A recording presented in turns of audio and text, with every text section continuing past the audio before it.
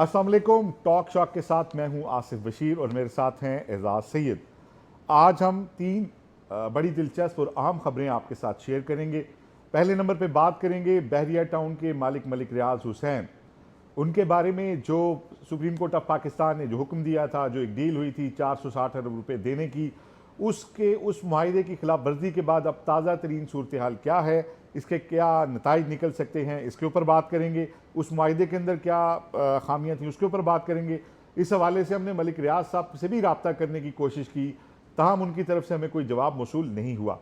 उसके बाद हम बात करेंगे पाकिस्तान के मारूफ ब्यूरोक्रेट जो हैं, एक हमारे डिप्लोमेट हैं सलमान फारूकी, उन्होंने अपनी ज़िंदगी की याददाश्तें लिखी हैं और बहुत ही दिलचस्प याददाश्तें हैं। और एक ऐसा उसमें दिलचस्प वाक़या भी है कि एक मौके पर पाकिस्तान में मार्शल लॉ लगने लगा था, वो क्या मौका है उसके ऊपर भी बात करेंगे, एजाज के पास डिटेल है। और तीसरे नंबर पर हम बात करेंगे इस्लामाबाद पुलिस की जो वर्किंग बुरी तरह से मुतासिर हो रही है और उसकी क्या वजह है, इसके ऊपर। तो एजाज कैसे हैं आप? ठीक हैं? खैरियत से हैं? खैरियत से। आप तो यार इतने फार्मल हो गए हैं, मैं लगता है मैं भी फार्मल ही हो जाऊँ। नहीं, ऐसी बात नहीं है, जल्दी जल्दी से बताना था तो मैंने कहा चलें। नहीं, ज़बरदस्त। आसिफ, ये है कराची का पब्लिशिंग हाउस है लाइट स्टोन, बहुत ज़बरदस्त पब्लिशिंग हाउस है। आमिना सैयद ऑक्सफोर्ड पब्लिशर्स की पाकिस्तान में हेड रही हैं, उनका है लाइट स्टोन। तो बड़ी ज़बरदस्त किताबें शाया कर रहे हैं। अच्छा। अभी इन्होंने एक किताब शाया की है, dear mister Jinnah, 70 years in the life of a Pakistani civil servant.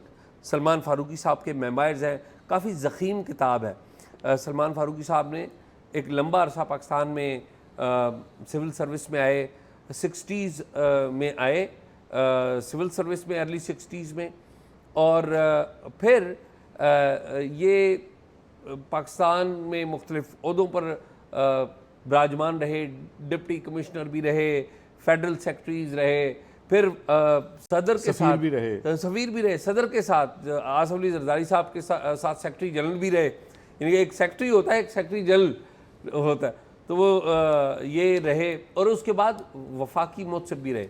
तो बड़ा इनका इंटरेस्टिंग पूरी यादगार है, इनका पूरा कैरियर बड़ा दिलचस्प है। लेकिन इस कैरियर के ऊपर मुख्तलिफ हवालों से मुख्तलिफ बातें इन्होंने लिखी हैं। एक वाक़या जो है वो मैं शेयर करना चाहता हूँ, जो कि ताज़ा तरीन तारीख़ के वाले से, ताज़ा तरीन तारीख़ जो मेरे और आपके देखे की है।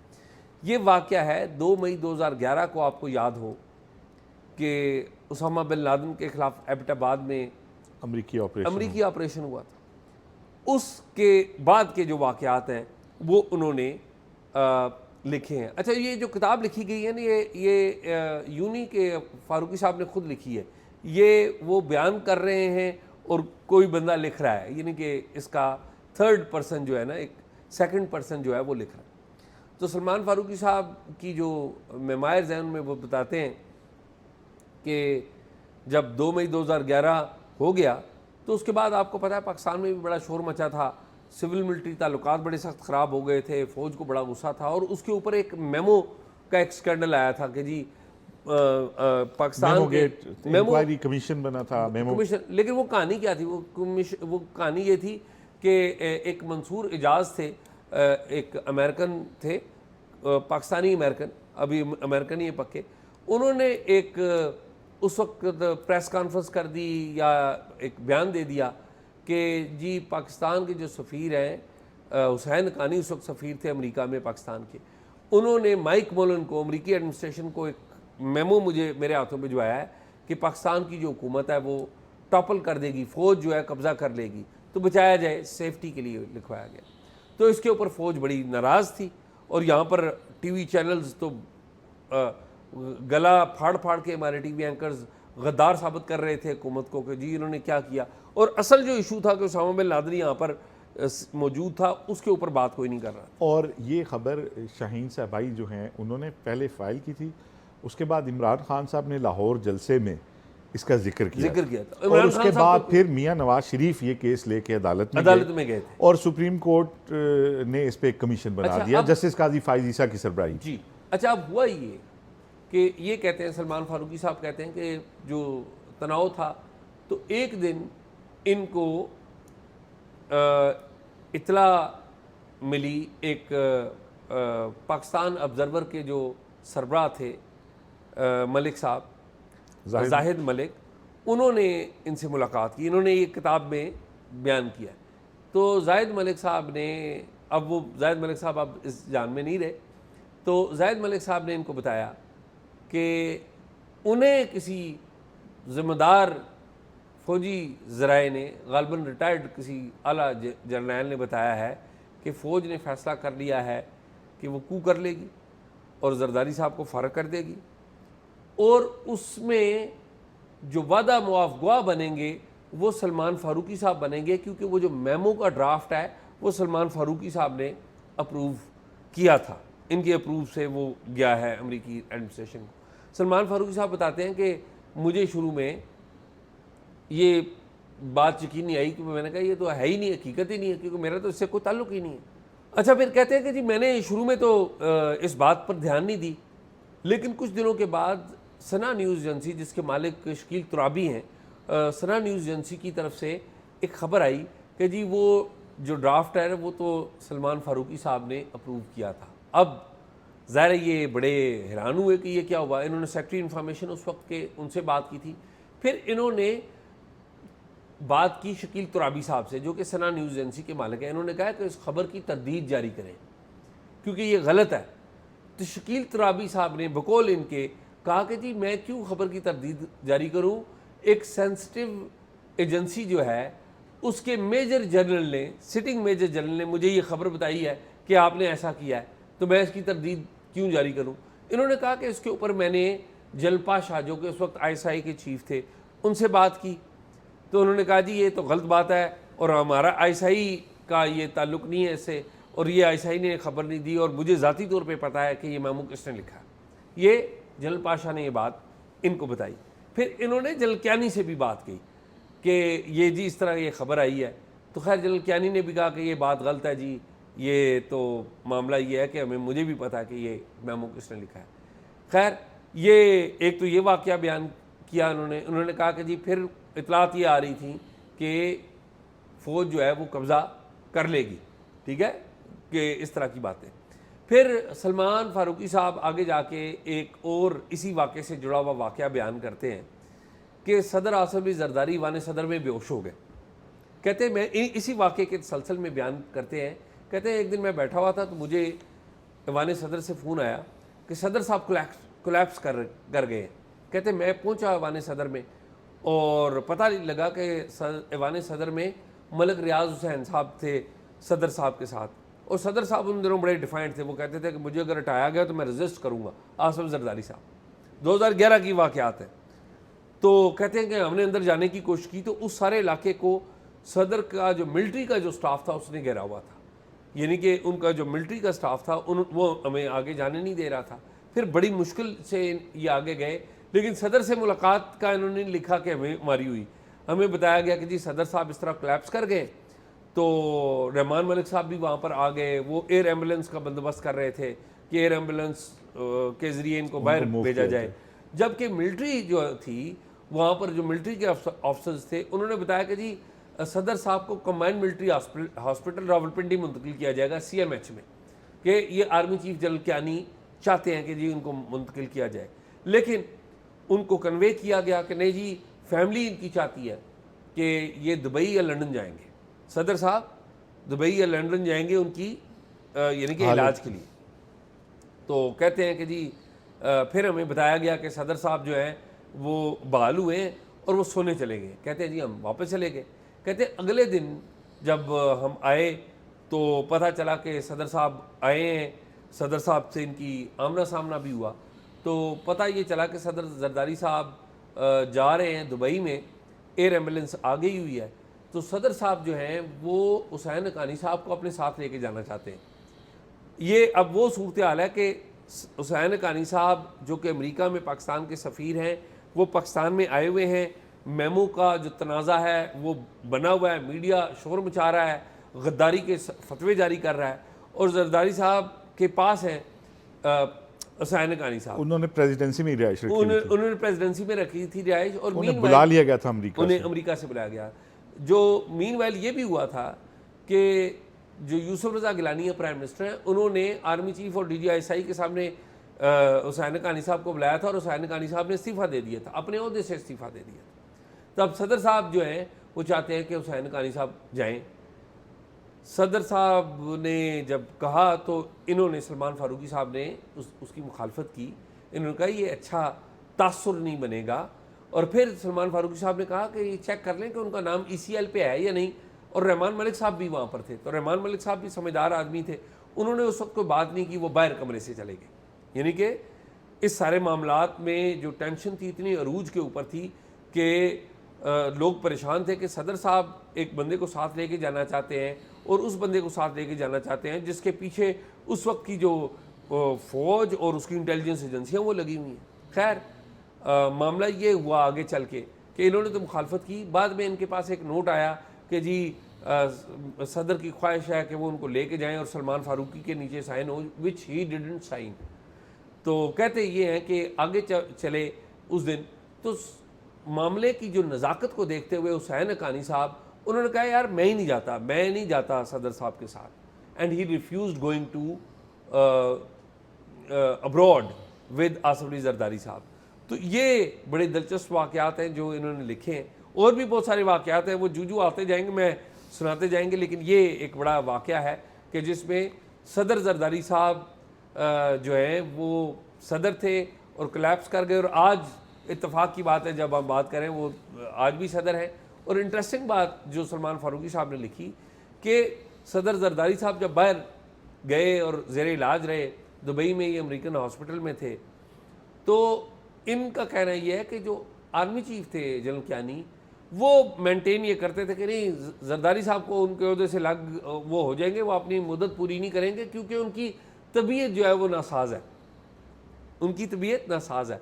तो उस वक्त जो सिविल मिलिट्री तनाज़ा था उसके वाले से अहम अकाउंट, फर्स्ट हैंड अकाउंट जो है सलमान फारूकी साहब ने लिखा है, जो कि उस वक्त सदर जरदारी के साथ काम कर रहे थे। बड़ी दिलचस्प किताब है, मेरे ख्याल में सबको जो किताब पढ़ने वाले हैं उनको देखनी चाहिए। तो मेरे पास तो ये कहानी है। आप बताएं क्या सूरत हाल है ये मलिक रियाज साहब वाले मामले की, क्या तफसीलात हैं आपके पास?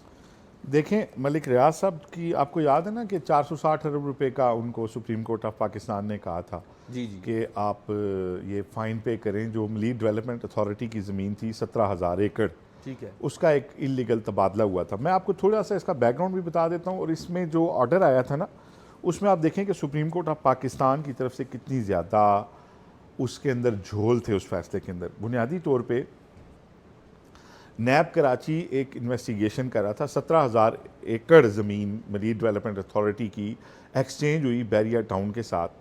अब इतनी बड़ी ज़मीन मलीक डेवलपमेंट अथॉरिटी ने दी है तो ज़ाहिर है इसमें कुछ सरकारी बंदे भी इन्वॉल्व होंगे।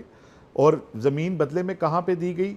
बलूचिस्तान के साथ जो बॉर्डर लगता है वहाँ पे पहाड़ियों के ऊपर जहाँ जाने का रास्ता भी नहीं था, वो पहाड़ियाँ मलिक साहब ने इनको कहा कि जी ये आपको मैं बदले में दे रहा हूँ। और यहाँ पे कहाँ पे जगह ली? कराची और हैदराबाद के दरमियान जो सुपर हाईवे है उसके ऊपर ये लैंड थी।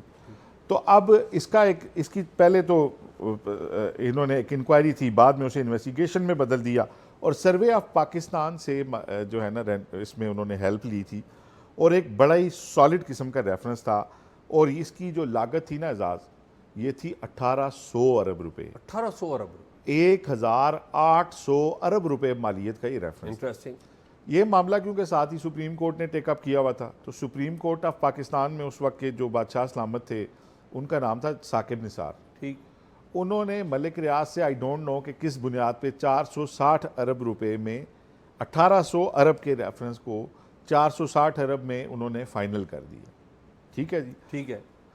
मलिक रियाज साहब उस वक्त भी बड़े बयान देते थे कि मैं दरख्तों से पैसे नहीं तोड़ता, ये वो इस तरह की बातें करते थे। लेकिन उस एग्रीमेंट के तहत क्या हुआ, 25 अरब की एक डाउन पेमेंट इन्होंने दी। बदले में क्या लिया कि बैरिया टाउन या उसके किसी अफसर के खिलाफ कोई तहकीकात नहीं होगी, कोई नैब का रेफरेंस फाइल नहीं होगा। और पहली किस्त के बाद हर महीने 2.5 अरब रुपए देने थे सुप्रीम कोर्ट ऑफ पाकिस्तान को मलिक रियाज ने। लेकिन एजाज एक भी किस्त नहीं दी गई आज तक एक किस्त नहीं। उसमें जो 189 बिलियन बाहर से आया था वो जमा हुआ, वो फिर वापस भी चला गया। लेकिन वही पहला 25 अरब जमा हुआ, नैब के रेफरेंस पे पाबंदी सुप्रीम कोर्ट ने लगा दी। हालांकि अब देखें, कोई प्ली बारगेन होती है, तो प्ली बारगेन की अप्रूवल भी चेयरमैन नैब देता है। नैब ऑर्डिनेंस है ना एक, जी हाँ जी, उसको वायलेट तो नहीं नैब कर कानून सकते। है। लेकिन अगर आपने वायलेट किया भी है और उसकी अप्रूवल के बगैर भी किया है, तो भी प्ली बारगेन की रकम जाती है नैब के अकाउंट में, जो वहाँ से नेशनल एक्सचेकर में जाती है। सुप्रीम कोर्ट ऑफ पाकिस्तान ने क्या कहा जी, एक कमीशन बना दिया और कहा कि हमारा ही कोई सुप्रीम कोर्ट का रिटायर्ड जज इसको देखेगा और ये पैसे उसकी निगरानी में सिंध की तरक्की पे इस्तेमाल होंगे। ये भी एक किसी कानून और उसमें इसकी इजाज़त नहीं थी। लेकिन अब आगे आ जाएं, अब माहाना 2.5 अरब रुपए जमा नहीं हो रहे। उसके बाद जितने चीफ जस्टिस आए उन्होंने क्यों नहीं पूछा बैरियर टाउन से कि आप ये पैसे क्यों नहीं दे रहे? ठीक है ना, जस्टिस आसिफ सईद खोसा हैं, बड़े अपराइट वो जज अपने आप को कहलवाते हैं, तो उनसे पूछा जाए ना कि उन्होंने क्यों नहीं पूछा मलिक रियाज से कि आप 2.5 अरब रुपया हर महीने क्यों नहीं दे रहे, वो क्यों कंप्रोमाइज थे? ठीक। उसके बाद जस्टिस गुलजार साहब आए हैं, उनको सामने आना चाहिए, वो बताएं उन्होंने क्यों नहीं पूछा मलिक रियाज से, क्यों नहीं केस चलाया, नैब को क्यों नहीं कहा कि आप इनसे करें। ठीक है। आगे क्या है, आगे जी उसके बाद वो आ गया मैटर 189 मिलियन वाला, और उन्होंने किस्तें शिस्तें को नहीं जमा कराई थी, वो तो इलीगली प्ली बारगेन भी हुई थी, इलीगली इस तरह की नैब ऑर्डिनेंस की वायलेशन में हुई, सुप्रीम कोर्ट ने ऊपर से आके की और ये वो। अब एजाज मामला ये है कि वो जो 1800 अरब का रेफरेंस था वो अब दोबारा नैब इजाज़त लेने आ रहा है सुप्रीम कोर्ट ऑफ पाकिस्तान में कि इस मामले पे, क्योंकि मुआहदे की खिलाफ वर्जी कर दी है मलिक रियाज जो हैं उन्होंने, और पहले भी ये जो प्ली बारगेन हुई है ये गलत हुई है, ये चौथा हिस्सा भी नहीं बनता उस रकम का जो नैब एक्चुअली डिटरमिन कर चुका था कि जितनी बड़ी लैंड इसके अंदर गई है। तो अब अगर सुप्रीम कोर्ट ऑफ पाकिस्तान इसमें ऑर्डर जारी कर देती है नैब को रेफरेंस फाइल करने का, तो उनकी मुश्किलात कई गुना बढ़ जाएंगी। और हमारी इस मामले पे एक और अपने ज़राए से भी बात हुई, तो उनसे हमने पूछा कि यार मलिक रियाज कितने हज़ार अरब की पार्टी होंगे, कि क्या वो 1800 अरब की ये लैंड होगी? तो उन्होंने ये बताया कि मलिक रियाज साहब कम अज़ कम 5 फिगर में जो है ना, जो हज़ारों अरब के इस तरह से मालिक हैं कि उनके सिर्फ जो दुबई के अंदर जो प्रॉपर्टीज़ हैं वो 3000 अरब से ज़्यादा की हैं, जो 2012 से पहले ख़रीदी गई हैं। और कराची का जो बैरियर टाउन है, आपको पता है कि उसके बाद लॉन्च हुआ है, और पूरे पाकिस्तान के जो बैरियर टाउन है, पिंडी, इस्लामाबाद, लाहौर, ये सारे मिला के कराची बैरियर टाउन से आधे भी नहीं बनते, वो इतना बड़ा है अकेला। तो उनका, हमारे सोर्स का ये एक क्लेम है, एक दावा है कि मलिक साहब के लिए ये पैसे पीनट्स भी नहीं है। जो आपको पता है अभी जो रिसेंटली एक आपको पता है एक कज़िया उनका जो चल रहा है मिलिट्री के साथ भी, उसमें यह था कि 72 अरब रुपए उन्हें दिए गए थे शुहदा की के लिए प्लॉटिंग होनी थी और उसके लिए उन्होंने ज़मीन देनी थी, लेकिन वो ज़मीन उन्होंने नहीं दी और वो अदायगी भी उन्होंने फ़ौज की जो है वो उसका क्लेम बाकी है और वो करना है। तो अब ये 2 अदायगियाँ उन्होंने करनी थी, वो नहीं आए। उन्होंने ट्वीट जो दी उसमें ये तासुर दिया कि वो शायद, वो क्या ट्वीट थी एजाज? नहीं आसिफ, ये जो सारी बातें आपने बताई है ना, ये तो एक मामला है।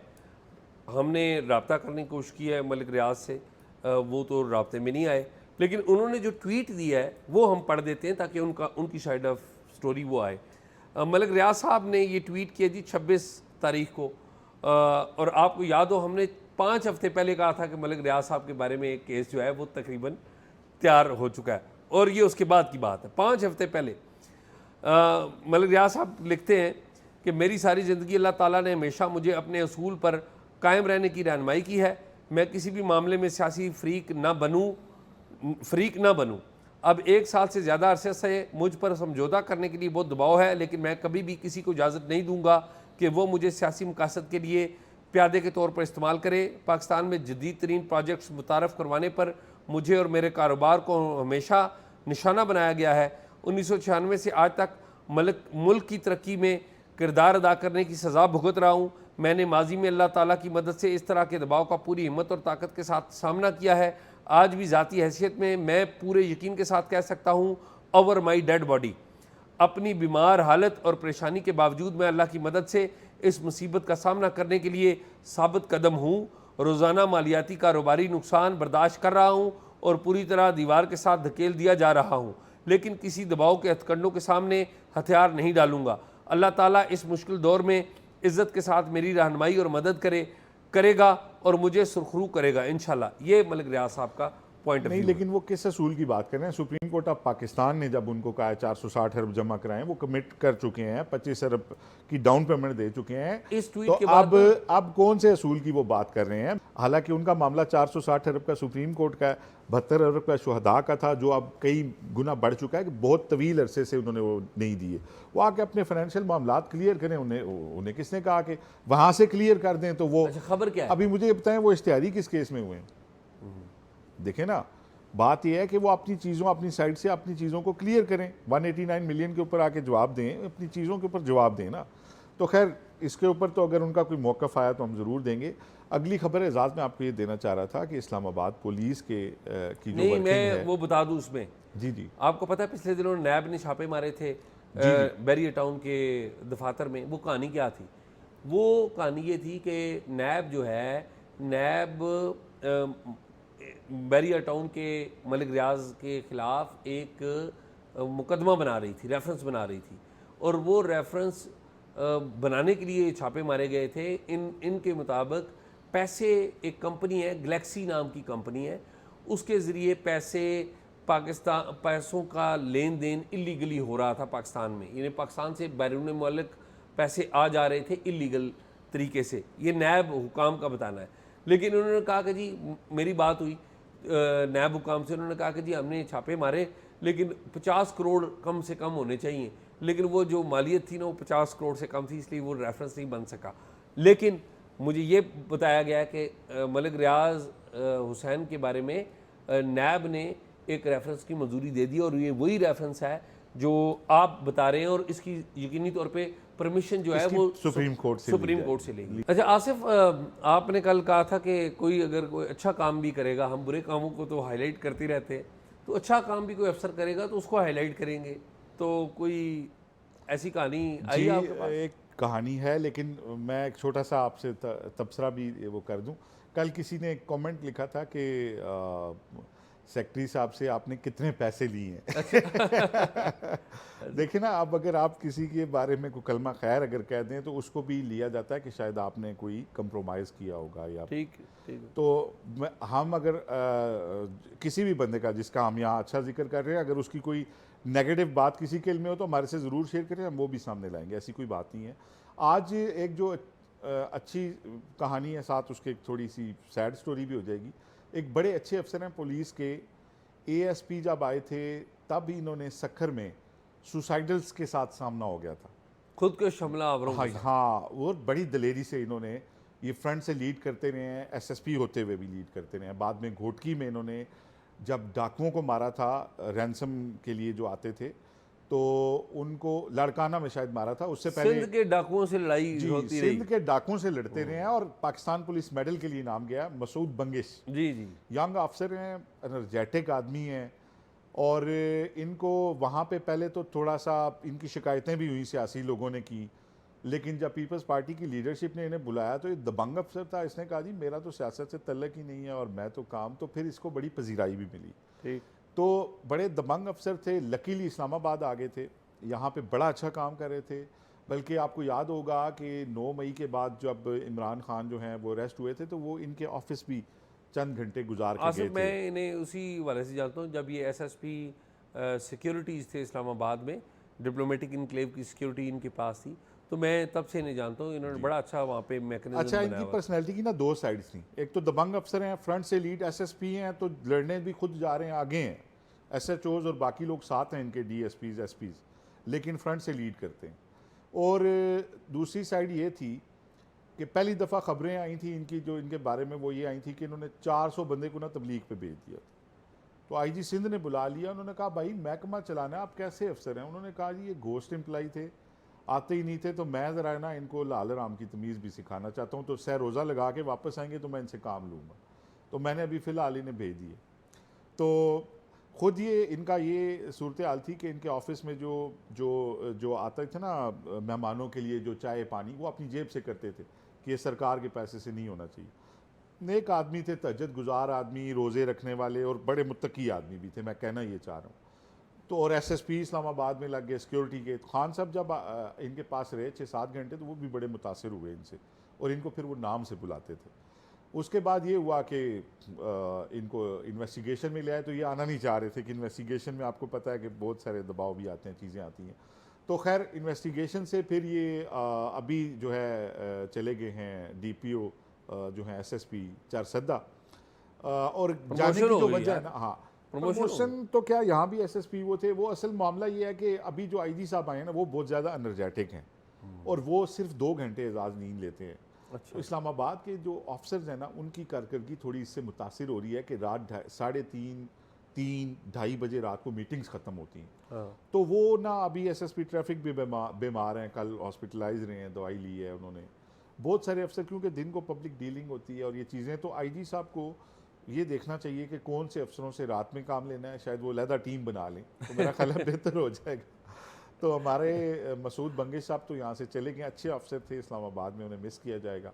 तो बताने का मकसद ये था नाज़रीन को कि जहाँ पे आप सुनते हैं दूसरी साइड की स्टोरीज़, तो अच्छी साइड की स्टोरीज़ भी, साइड बाय साइड वो लोग भी साथ चल रहे हैं इसी समाज के ऐसे अंदर। ही ऐसे ही तो एजाज़ यही था आज। मेरे ख्याल में यही है। तो नाज़रीन, आपने प्रोग्राम देखा, उम्मीद है आपको पसंद आया होगा। अगर कोई मालूमात हो, आपके पास कोई एविडेंस हो, कोई टिप हो या कोई रिकमेंडेशन हो, तो talkshock777@gmail.com पे दीजिए। प्रोग्राम के बारे में राय कमेंट बॉक्स में ज़रूर दीजिए। मुझे और आसिफ बशीर को इजाज़त दीजिए। अल्लाह हाफिज़।